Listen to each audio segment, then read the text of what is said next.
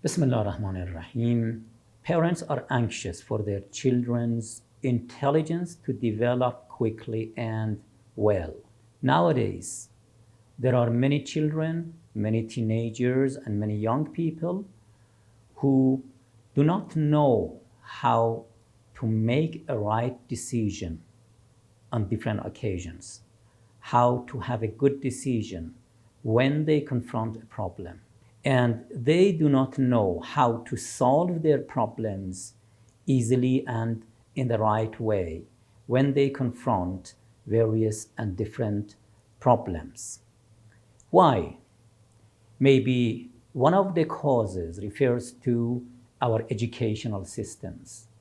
The system of education in our kindergartens, in our preschools and schools is in the way that does not raise the intelligence of children, does not teach them how to solve their problems themselves, does not teach them how to make right decisions on different occasions. Now we can say that playing is one of the most significant ways for raising the ability of children to make right decisions and to solve their own problems. But what kind of playing is useful and instrumental in this way? We would talk about them in our next videos.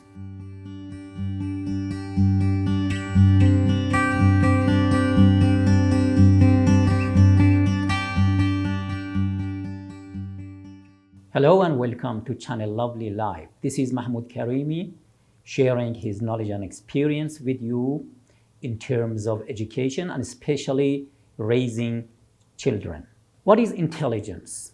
We can say that there are different definitions for intelligence, but one of the definitions of intelligence is the ability of a person to solve his own problems and to make himself adaptable to new conditions and to the new climates or atmospheres. For example, if there is an obstacle on the way, a man may choose different ways when confronting this obstacle. So, to making a decision how to remove this obstacle and solving this problem can indicate the level of the intelligence of a child or the intelligence of a man. But anyhow, the most comfortable way to remove this obstacle would be the best way for solving the problem or for removing the obstacle. In fact, if one is able to do this in the shortest time possible and in the most comfortable way, this can show the level of his intelligence. Now, when you are in a meeting place, when you are in an auditorium, the seat that you choose or the seat that different people choose can indicate simply the level of their intelligence.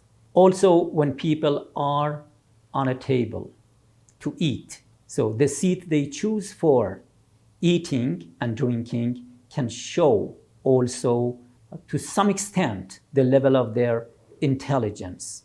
Now, playing is a good thing, is a good case for raising the intelligence of children.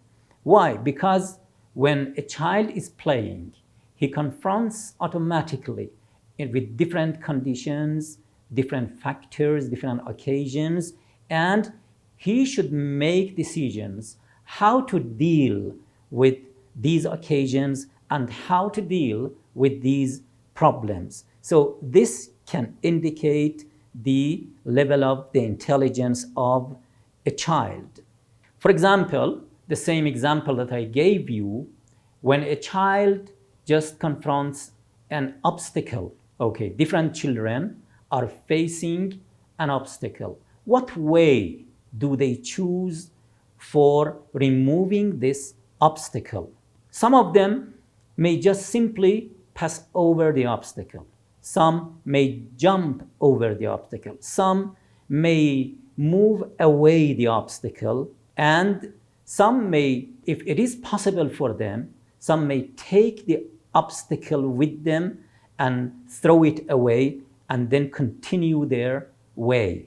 So this shows different levels of intelligence according and depending on the situation. And even for some people and for some children, the obstacle can be a way. This is very important. Sometimes the obstacle itself is the way. What stands in the way becomes the way. That is why we say that you should never make children quite comfortable in every place, every time. All right, so give them opportunity to solve their problems themselves. For example, nowadays there are some toys that parents buy for their children. For example, some remote control cars for kids.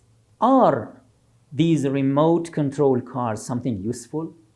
I think they are not useful, because everything that is done by the child here is just implementing what is decided for him in advance.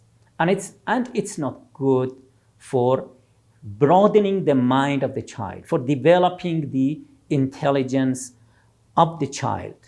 So in this way, we say that, sometimes we say that, okay, they are good parents, they are good father and nice mother that have prepared and have bought this remote control car for the kids.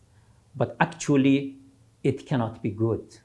In the old time, parents usually bought or made a kind of wooden car, a wooden automobile, and then the child himself should decide what to do with this car. Whether he should decide to push it forward or to tie a string to it and then pull it forward and pull it toward a place, or some other ways. So that would develop the intelligence of the child.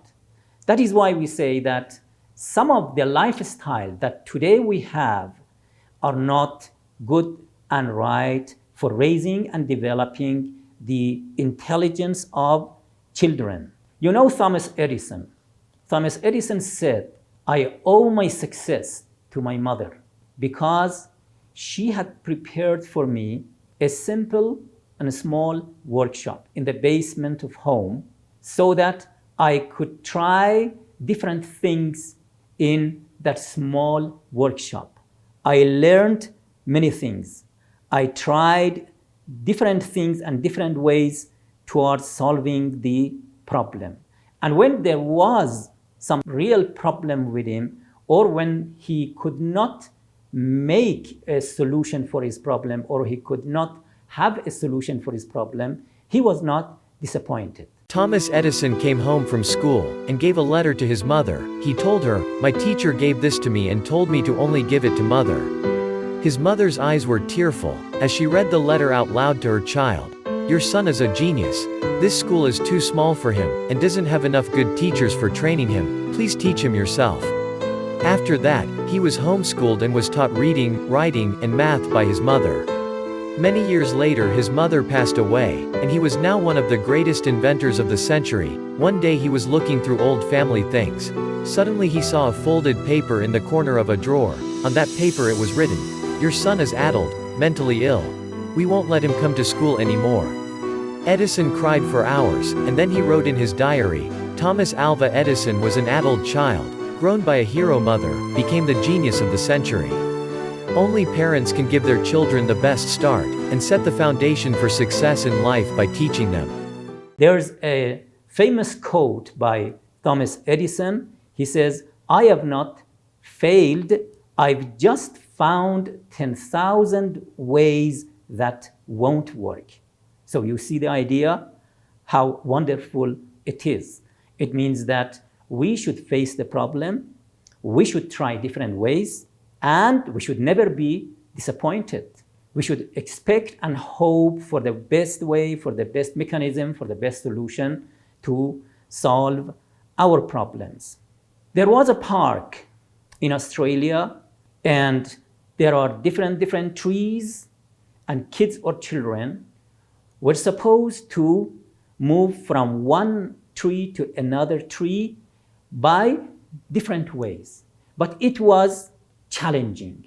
So the child should decide what way to decide and what way to choose, and just climb the tree and then go from one tree or pass from one tree to another tree. So this kind of thing can make the child active, can develop the intelligence of the child.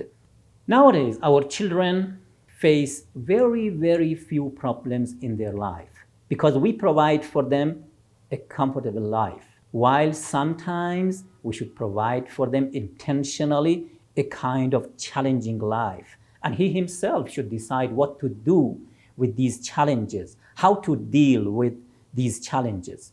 Nowadays, our child, if we look at our children, we see that their dressing, their clothing is something decided for them by parents. When you go to their classroom, you say, okay, which seat he should have and he should take. It is decided for him by the teacher. When that's time for the break, then you say, or the teacher says, all right, you should have this special game and this special kind or type of playing. So what is the nature of this child? He would be just like a robot, all right? So he is not going to activate his own mind, his own intelligence.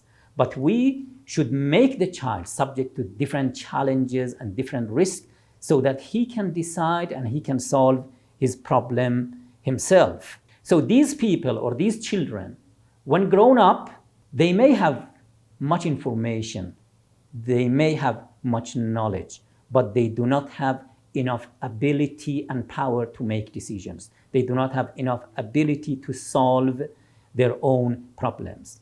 And a bigger problem is that because they feel and they think they are educated, they are not ready to listen to other people. They are not ready to ask questions, to ask their teachers, to ask the older men and the older generation their questions. Therefore, they cannot manage their life easily. This refers to the system of education. Even computer games today can say most of the time are not good because these computer games are some passive activity for children. And even on time that they may make the child think and reason, just this thinking is limited to that game.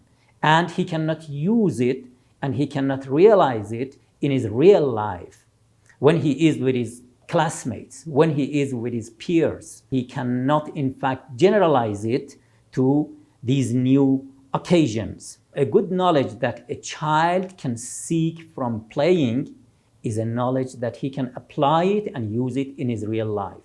He can use it when he is with his peers, when he is in the school, when he is in the family, when he is in the society, and he confronts different problems. Then if he is ready to use that knowledge and that experience, then it shows that knowledge and experience is good. It shows that the game he played was something good.